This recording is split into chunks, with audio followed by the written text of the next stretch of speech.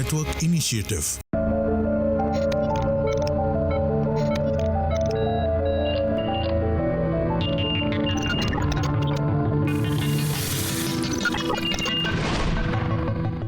नमस्कार, माझा डॉक्टर कार्यक्रमात मी डॉक्टर महेश चिटणीस सर्व श्रोत्यांचं मनपूर्वक स्वागत करतोय.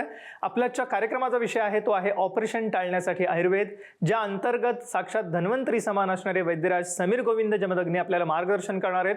विशेष करून स्त्रियांचे आजार टाळण्यासाठी असणारे आयुर्वेद उपचार, ज्याच्यामध्ये विशेष करून पीसीओडी कशा रीतीने आपल्याला विना ऑपरेशन बरे करता येईल याविषयी आपण मार्गदर्शन घेणार आहोतच. पण याच अनुषंगाने स्त्रियांचे गर्भाशयाचे आजार, मासिक पाळीचे आजार आणि त्याच अनुषंगाने स्त्री पुरुष वंध्यत्व, लैंगिक समस्या आणि खास करून बाळ होण्यासाठी विश्वामृत उपचारांचे आपण मार्गदर्शन घेणार आहोत साक्षात धन्वंतरी समान असणारे वैद्यराज समीर गोविंद जमदग्नी सरांकडनं. तर मी आपली सर्व ओळख करून देतोय वैद्यराजांची. नमस्कार सर. नमस्कार. वैद्यराज समीर गोविंद जमदग्नी सरांना विशेष करून गेल्या काही दिवसांमध्ये विविध आंतरराष्ट्रीय राष्ट्रीय पुरस्कार मिळालेले आहेत. पण विशेष उल्लेखनीय पुरस्कार मला या ठिकाणी सांगावेसे वाटतात की त्यांना खास करून भारत सरकारतर्फे राष्ट्रीय स्तरावरचा धन्वंतरी पुरस्कार मिळालेला आहे. पण नुकतीच त्यांची निवड ही राष्ट्रीय गुरुपदी झालेली आहे आणि त्याबद्दल सर विशेष करून अभिनंदन आपल्या या कार्यक्रमाच्या माध्यमातून. विश्वामृत चिकित्सालय हे पुणे, मुंबई, कोल्हापूर या तिन्ही ठिकाणी कार्यरत आहे आणि याच बरोबरीने वैद्यराज समीर गोविंद जमदग्नी सर विशेष करून श्री विश्ववती आयुर्वेद रुग्णालय कोल्हापूर आणि त्याचप्रमाणे Nargis Dutt cancer memorial hospital Barshi या ठिकाणी सुद्धा आयुर्वेद चिकित्सक म्हणून कार्यरत आहेत.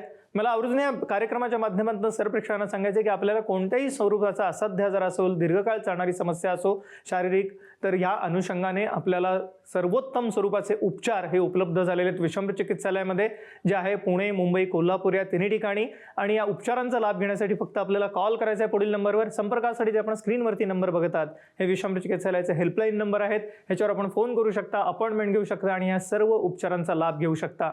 आजच्या कार्यक्रमामध्ये विशेष करून आपण पीसीओडी ह्या आजाराविषयी बोलणार आहोत. आपल्याला माहितीच आहे गेल्या काही वर्षांमध्ये पीसीओडी या आजाराचं प्रमाण स्त्रियांमध्ये वाढत आहे. त्यामुळे येणारा लठ्ठपणा, त्याचप्रमाणे पुरुषी असणारे केस अंगावरती येणं, त्याच अनुषंगाने विशेष करून वंध्यत्वाची समस्या आहे, हार्मोनल इम्बॅलन्समुळे उद्भवणारे विविध आजार आहेत. ह्या सर्व समस्यांना सामोरं जावं लागतं पीसीओडी ग्रस्त मुलींना.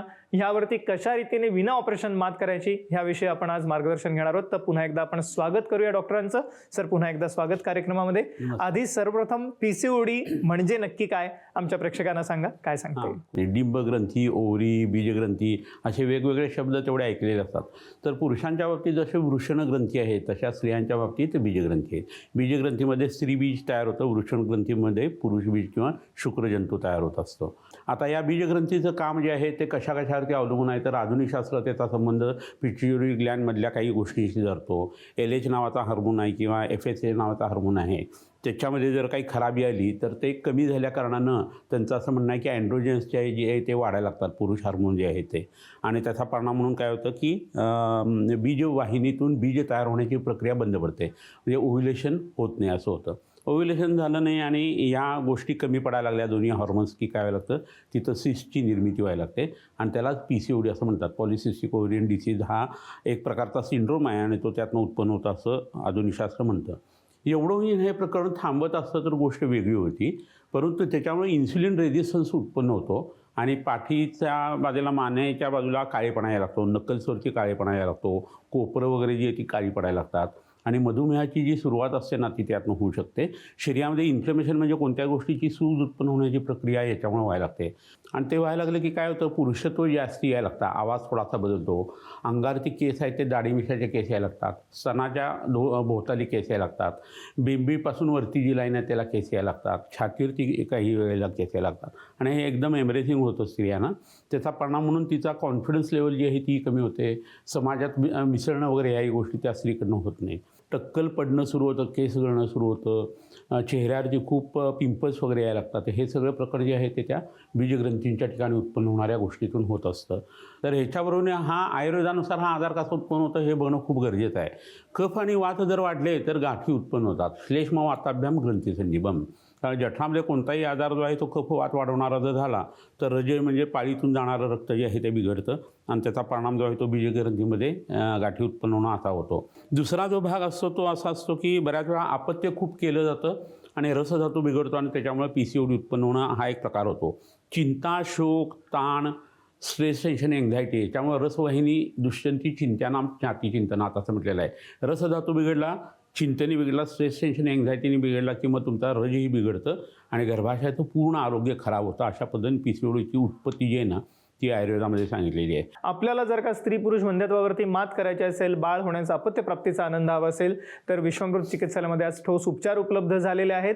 कोणतंही ऑपरेशन न करता विना शस्त्रक्रिया या ठिकाणी आपल्याला या सर्व आजारांवरती मात करता येणं शक्य आहे, ज्याच्यामध्ये स्त्रियांचे पुरुषांचे आजार आहेतच, वंध्यत्वासारखी समस्या आहे, बीजग्रंथीचे आजार म्हणजे PCOD सारखी समस्या असो किंवा विविध इतर गर्भाशयाशी निगडीत समस्या आहेत, त्या सर्वांसाठी या सर्वोत्तम उपचार उपलब्ध आहेत. तर जरूर कॉल करा पुढील नंबरवरती. संपर्कासाठी आपण स्क्रीनवरती नंबर बघत आहात, हे विश्वामृत चिकित्सालयाचा हेल्पलाईन नंबर आहे, त्याच्यावर आपण फोन करू शकता, अपॉइंटमेंट घेऊ शकता आणि या सर्व उपचारांचा लाभ घेऊ शकता. सर, आपण आता कारणांविषयी विवेचन केलंच. ह्याच्यामध्ये कशा रीतीने लक्षणं उत्पन्न होतात आणि ऑपरेशन करण्याची गरज कधी पडते PCOD मध्ये, काय सांगता येईल? तर त्याच्यामध्ये काय होतं की बीजग्रंथीची वाढ एवढी होती की जवळजवळ 10 सेंटीमीटर पर्यंत त्याची ती मोठी होऊ शकते. साधारण 12 मणी किंवा ते सिस जे आहेत ना ते आतमध्ये आहेत असं आपल्याला लक्षात यायला लागतं. याच्याबरोबरीने अनियमित रजप्रवृत्ती व्हायला लागते किंवा पोट त्यावेळेला भयंकर दुखतं. रक्तप्रवाह थोडासा थांबला की पुन्हा नंतर इंटरमिडियंट ब्लिडिंग जे आहे किंवा पिरियड्स येणं असं व्हायला लागतं. त्यावेळेला भरपूर रक्त अंगारती जाणं किंवा एकदम कमी जाणं असं व्हायला लागतं.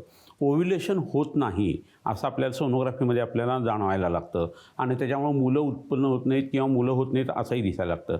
ह्याच्याबरोबर उत्पन्न होणारी जी लक्षणं असतात ना त्याच्यामध्ये बऱ्याच वेळा असं होतं की तुमच्या शरीराचं वजन वाढत असतं, त्याच्याबरोबर मूळव्याधीचा त्रास तुम्हाला व्हायला लागतो. याच्याबरोबरीनं असं होतं की इन्सुलिन रेझिस्टन्स असल्याकारणानं काळेपणा त्वचेचा वाढायला लागतो. तुमच्या शरीरावरती चामखिळी यायला लागतात, काखेमध्ये, मानेवरती वगैरे, आणि ते दिसायला विकृत दिसतं. त्याला घोड्याचा केस जो आहे तो टाईट जर बांधला गेला त्याच्या मुळाला 2-3 चामखिळींना तर उरलेल्या चामखिळी आपोआप कमी होतात.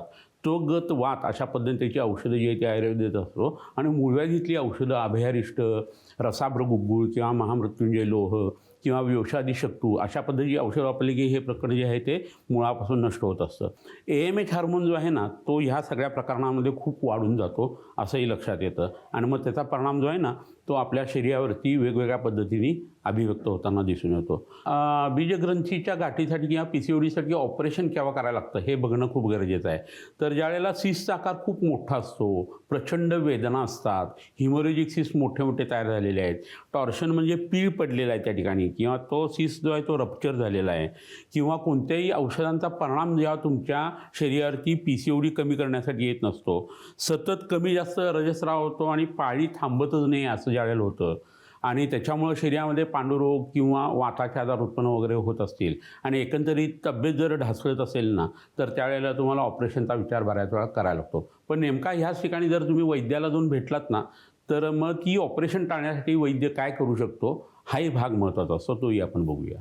आणि मला आवर्जून सांगायचं वाटतं या कार्यक्रमाच्या माध्यमातून की आपल्याला आता विविध प्रकारच्या असाध्य आजारांवरती विशेष करून बिना ऑपरेशन उपचार करता येणं शक्य आहे, ज्याच्यामध्ये आजच्या कार्यक्रमात आपण PCOD म्हणजेच स्त्रियांच्या आजारांविषयी मार्गदर्शन घेत आहोत, स्त्री पुरुष वंध्यत्वाविषयी कशा रीतीने उपचार घेता येतील ह्याविषयी मार्गदर्शन घेत आहोत. पण इतरही विविध असाध्य आजार जे आपल्याला गेल्या काही वर्षात बळावलेले दिसतात, ज्याच्यामध्ये विशेष करून मधुमेह, उच्च रक्तदाब, हृदयविकारासारखे आजार आहेत, ब्लॉकेजेससारखी समस्या आहे किंवा त्याच अनुषंगाने कॅन्सरसारखे आजार आहेत.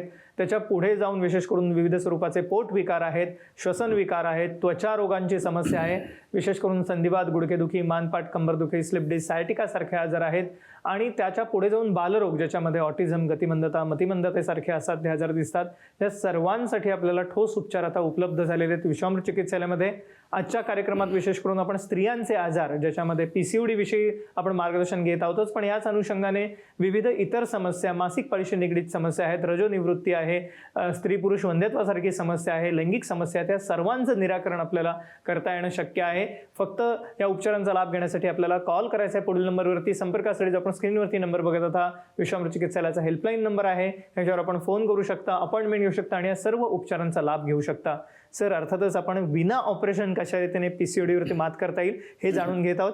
तर कशा रीतीने विश्रामकृत चिकित्सालयामध्ये विविध उपचार केले जातात, काय सांगता येईल? आयुर्वेदिक वैद्य हा फक्त गायनॅकॉलॉजिस्ट अशा पद्धतीने आजाराचा विचार करते हे तुम्ही लक्षात घ्या. आणि म्हणून तुम्हाला पहिल्यांदा पोटातली घाण पचवणारी औषधं दिली जातात. अजीर्ण तुमचं नष्ट केलं जातं.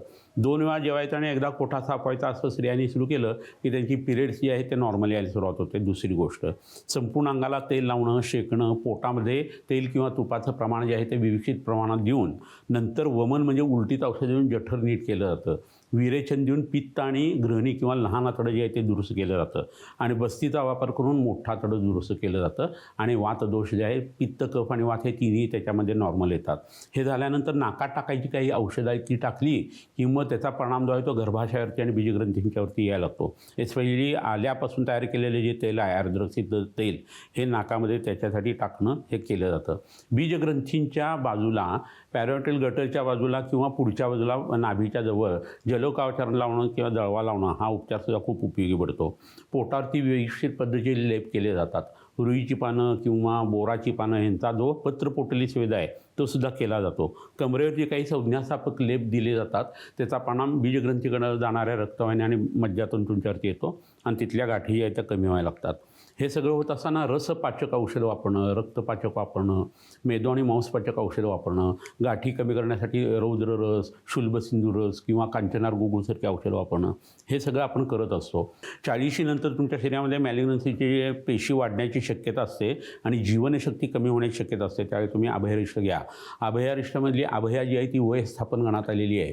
ती म्हातारपण येऊन देत नाही. तुम्ही तरुण राहायला लागता. आणि नुसतं म्हातारपण आयुर्वेदाला अपेक्षित नाही आहे, निरोगी म्हातारपण अपेक्षित आहे. आणि वयानुसार वाढणारा जो आजार आहे, त्याच्यात कॅन्सर आहे, त्याचं प्रकरण हल्ली खूप वाढलेलं आहे. तर अभयारिष्टासारखं औषध स्त्री पुरुषांनी घेऊन शरीरातल्या गाठी कमी करायला पाहिजे. हा एक महत्त्वाचा भाग झाला. रजस्वला परिचर्या जी आहे ती केली जायला पाहिजे. स्थूलतेची जी आयुर्वेदात सांगितलेली औषधं आहेत ती लंघन बृहण या पद्धतीने आणि अष्टोनिंदित अध्याय जो सांगितलेला आहे चरकसंहितेमध्ये, त्याच्यामध्ये त्याची खूप सुरेख औषधं आलेली आहेत. ती घेतल्यानंतर हा त्रास बऱ्याच मोठ्या प्रमाणावरती कमी व्हायला लागतो आणि तुमच्या शरीरामध्ये PCODचं प्रमाण जे आहे ते कमी व्हायला लागतं. एक मोलाचं विवेचन केलं आपल्याला आता साक्षात धन्वंतरी समान असणारे वैद्यराज समीर गोविंद जमदग्नी सरांनी, की कशा रीतीने आपल्याला ऑपरेशन टाळण्यासाठी आयुर्वेदाचा विचार करणं आवश्यक आहे आणि त्याच अनुषंगाने विश्रामकृत चिकित्सालयामध्ये आज सर्व प्रकारच्या असाध्य आजारांसाठी ठोस उपचार उपलब्ध झालेले आहेत.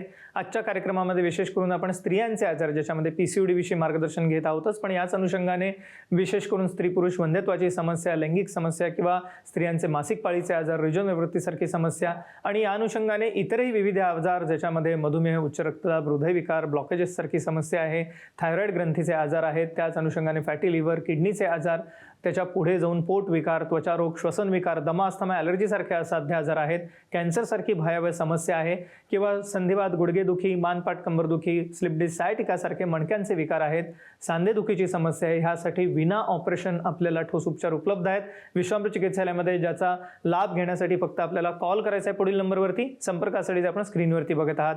सर, अर्थातच या ठिकाणी विविध वनस्पती आणलेल्या आहेत आणि कशा रीतीने विश्रामकृत चिकित्सालयामध्ये उपचार केले जातात PCODसाठी, काय सांगता येईल? हां, याच्यामध्ये काही छान वनस्पती आपण इथं आणलेल्या आहेत, तर त्याचाही आपण विचार करूया.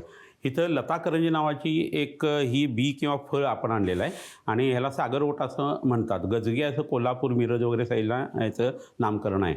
तर ह्याचं फळ जर बघितलं तर ते ओव्हरीसारखं दिसतं आणि आतमध्ये ओहम जे असतात किंवा स्त्रीबीज असतात तसे हे लताकरंजी आहेत. तर हे सागरगोटे जे आहे ते भाजून घेऊन त्याच्याबरोबर जर मरीच म्हणजे मिरे घेतले तर PCOD कमी होतात आणि ओव्युलेशन व्हायला मदत होते.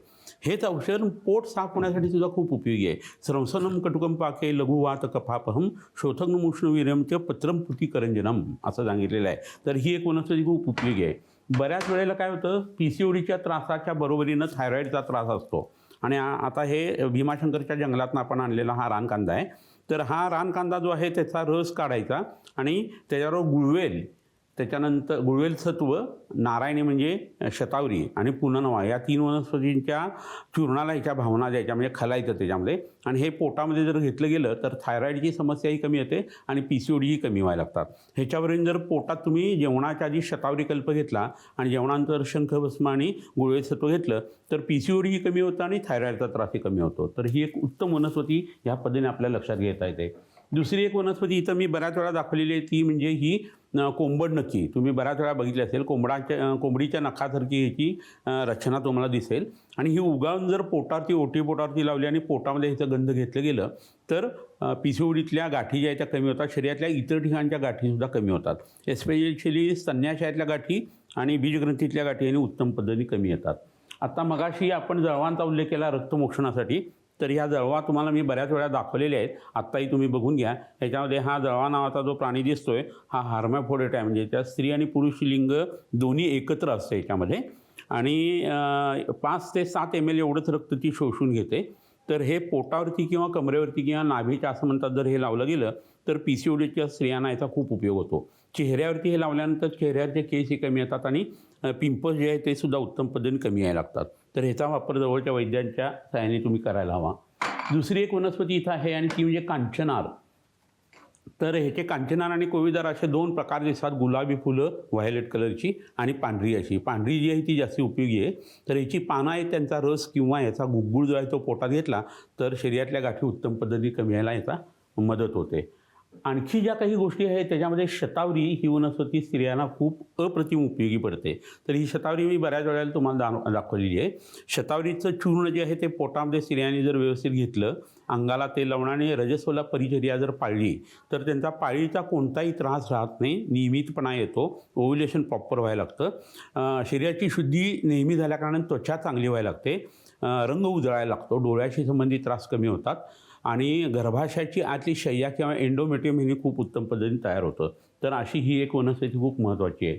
आणखीन एक वनस्पती इथं दाखवणं खूप गरजेचं आहे आणि ते म्हणजे हे वट किंवा वड. तर वडाची ह्याला फळं आता लागलेली तुम्हाला दिसत आहेत. वट, उदुंबर, अश्वत्थ, प्लक्ष आणि पारिश याला पंचक्षीरी वृक्ष किंवा पंचवल्कल असं आयुर्वेदामध्ये नाव आहे परिभाषा प्रकरणामध्ये. तर ह्या पानांचा रस जो आहे तो पोटामध्ये घेणं हे PCODसाठी खूप उपयोगी पडतं आणि हा शक्यतोवर सकाळच्या वेळेला घ्यायचा. तुपातून दुधातून असं हे औषध घेता येतं. हा एक भाग झाला. वडाचे जे कोंब आहेत, वटशृंग जे म्हणतात ना, ते 2 प्रकारचे असतात. फांदीला येणारा पुढचा तो मुख आहे तो आणि पारंब्याचं टोक जे असतं ते. हे जे आहे ते पुंसवनासाठी आयुर्वेदामध्ये खूप मोठ्या प्रमाणात वापरलं गेलेलं आहे आणि बीजसंस्कारासाठी आणि गर्भसंस्कारासाठी ही वनस्पती खूप उपयोगी आहे. त्यामुळे ओरिजिनल आरोग्य जे आहे ते जठरापासून गर्भाशयापर्यंत सुधारण्याची ताकद या वनस्पतीमध्ये आहे. एस्पेशली ज्या स्त्रिया स्थूल आहेत, ज्यांना मधुमेह आहे, अशा स्त्रियांनी PCOD असताना ह्या वनस्पतीकडे दुर्लक्ष बिलकुल करू नये. आणखीन एक वनस्पती आहे ती म्हणजे अशोक. तुम्हाला सगळ्यांना माहिती आहे अशोक या शब्दाचा अशोक म्हणजे शोक नष्ट करणारी, कोणाचा तर एस्पेशली स्त्रियांचा, अशी ही वनस्पती आहे.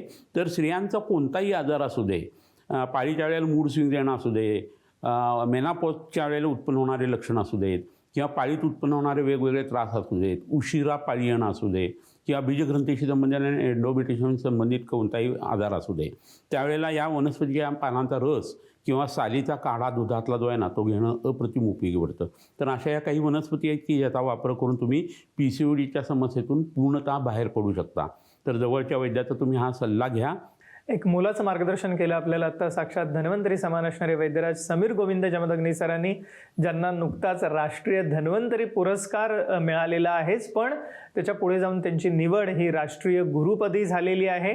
आणि मला आवर्जून सांगायचं वाटतं की विश्वामृत चिकित्सालयामध्ये आता आयुर्वेदाच्या विद्यार्थ्यांना मोफत प्रशिक्षण उपलब्ध आहे आणि 30,000हून विद्यार्थ्यांनी त्याचा लाभ घेतलेला आहे आणि असा विश्व परिवार संपूर्ण जगभरात पसरलेला आहे. विश्वामृत चिकित्सालयाचा लाभ केवळ सर्वसामान्य लोक नव्हे तर हिंदी, मराठी चित्रपटसृष्टीतील नामवंत कलावंत आहेत, सामाजिक, क्रीडा, राजकीय क्षेत्रातील नामवंत घेत असतात. आणि आपल्यालाही कोणत्याही स्वरूपाचा असाध्य आजार असो आपण निराश होऊ नका, या ठिकाणी ठोस उपचार आपल्याला मिळणार आहेत.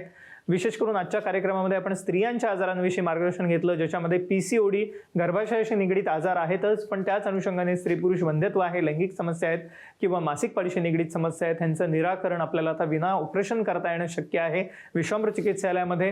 ह्याच्या पुढे जाऊन विविध स्वरूपाचे इतर आजार, ज्याच्यामध्ये मधुमेह, लठ्ठपणा, थायरॉइड सारखी समस्या आहे, त्याच अनुषंगाने हाय ब्लड प्रेशर, हृदयविकार म्हणजेच ब्लॉकेजेस सारखी समस्या असो, पोट विकार आहेत, त्वचा विकार आहेत, खास करून सोरायसिस, विटिलिगो सारखे आजार झाले, ऑटोइम्यून आजार आहेत, दमा, अस्थमा, ॲलर्जी सारखे आजार आहेत आणि संधिवात, गुडघेदुखी असो, सांधेदुखी असो किंवा मानपाट कंबरदुखी, मणक्यांचे विकार आहेत, या सर्व आजारांसाठी आता विना ऑपरेशन उपचार आपल्याला उपलब्ध असणार आहेत. तर जरूर कॉल करा पुढील नंबरवरती. संपर्कासाठी आपण स्क्रीनवरती नंबर बघत आहात, हे विश्वामृत चिकित्सालयाचे हेल्पलाईन नंबर आहेत, ह्याच्यावर आपण फोन करू शकता, अपॉइंटमेंट घेऊ शकता आणि या सर्व उपचारांचा लाभ घेऊ शकता. वैद्यराज, आपण आजच्या कार्यक्रमात सहभागी झालात आणि एक अमूल्य मार्गदर्शन प्रश्न केलं त्याबद्दल मनपूर्वक आभार. धन्यवाद. नमस्कार.